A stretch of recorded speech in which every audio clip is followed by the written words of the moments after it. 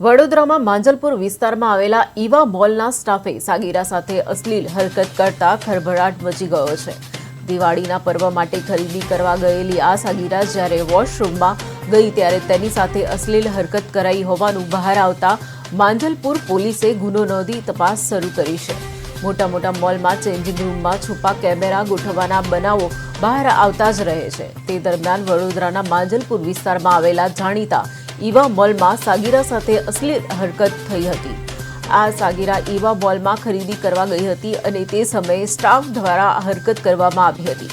આ સાગીરા જ્યારે મોલના વોશરૂમમાં ગઈ ત્યારે સ્ટાફ દ્વારા તેની સાથે અશ્લીલ હરકતો કરવામાં આવતા સાગીરા ડઘાઈ ગઈ હતી। તેણે તેના પરિવારને જાણ કરી અને ત્યારે મામલો પોલીસ સ્ટેશને પહોંચ્યો। સમગ્ર મામલે માંજલપુર પોલીસ મથકે ફરિયાદ નોંધાઈ છે અને પોલીસે પોસ્કો કલમ હેઠળ ગુનો નોંધી કાર્યવાહી હાથ ધરી છે, જ્યારે આરોપીની પૂછપરછ કરવામાં આવી રહી છે।